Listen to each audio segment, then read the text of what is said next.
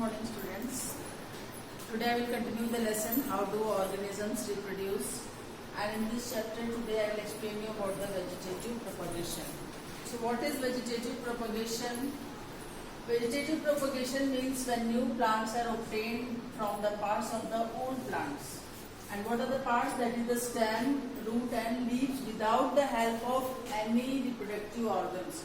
You all know the reproductive part of the plants are the pistil and the carpel, which consist of stigma, style, ovary and stamen and the anthers. But here the new plants are growing from the vegetative parts. Vegetative parts means either from the stem or leaf or the roots. So this process of producing new plants from the vegetative part is called vegetative propagation.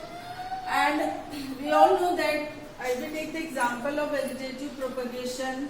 So different parts of the plant which are used for growing new plants, like bryophyllum plant especially reproduces by leaves. So how do bryophyllum plant reproduces through leaves? So you all know that when the bryophyllum, any piece of the bryophyllum plant or it is put in the soil, after a few days what happens, the new plants grow from that part of the bryophyllum leaf.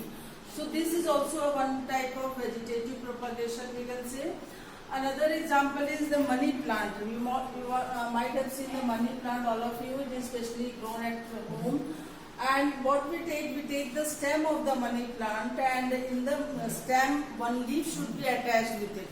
And when we put in the water or in the soil, what happens? It starts growing. So here the new plants are produced from the stem of the money plant. So this is also one type of vegetative propagation. Third is the potato. You all know potato which reproduces through the tuber.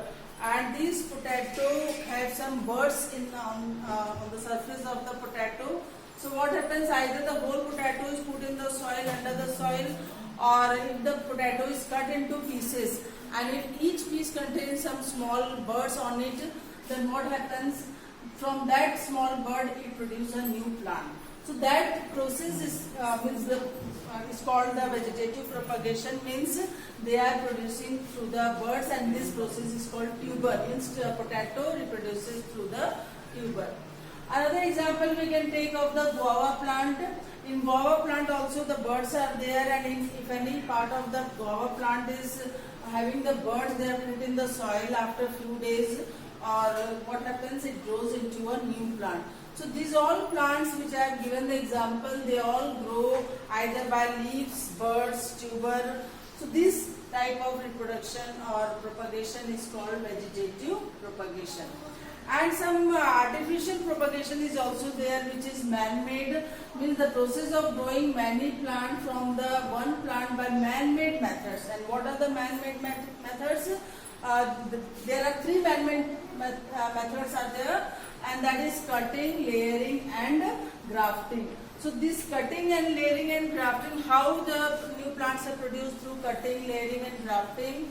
So in cutting what happens, the small part of the plant is cut.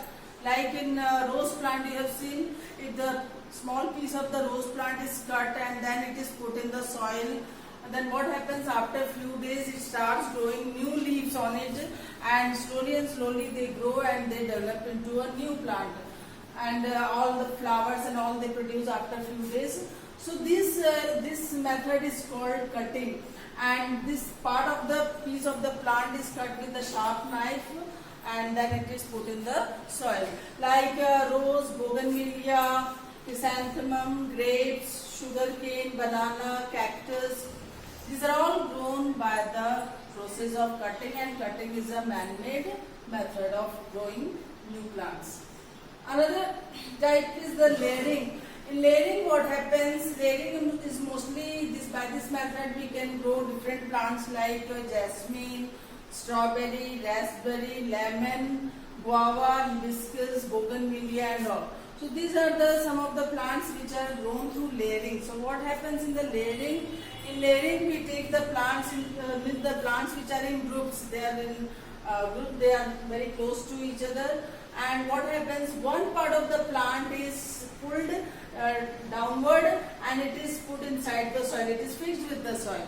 So what happens after a few days, the small roots they start developing from this part, and when they start developing the roots, when it gets totally fixed in the soil, after a few days what happens, that part from here it is cut, and then after it is cut from here means it becomes the separate plant and it grows into a new plant again. So from the parent plant, the new plants are produced by lowering the one part of the branches of the plant and then putting it in the soil, and after a few days the roots come out, and then that part is cut from here and it separates into a new plant. So this process is called layering, and by this method we can grow the different plants like jasmine, strawberry, raspberry, lemon, guava, hibiscus, bougainvillea and many others. So this process is called layering. Another method is the grafting. Grafting is also man-made method, and by grafting what happens, we take two different plants of the same species, and one part, the upper part it is called the scion and the lower part is called the stalk. What happens, we take both the part and we fix in such a way that both the part of the plant, that is the upper and the lower part, they get tied with some kind of plastic or any kind of gelatin or anything, so that both the part get totally mixed with each other, and whatever the minerals the roots absorb from here, the lower part, they also reach to the upper part. So what happens, after a few days the new plant is developed from this part of the two different plants, and that process is called grafting. So this method of growing new plant from the upper part, that is the scion and the stalk part, and joining together by some polythene or some cotton or anything, then after a few days it's both of them combined together. So this whole process is called grafting. So these are the three process of man-made process we can say, or artificial propagation, that is cutting, layering and grafting.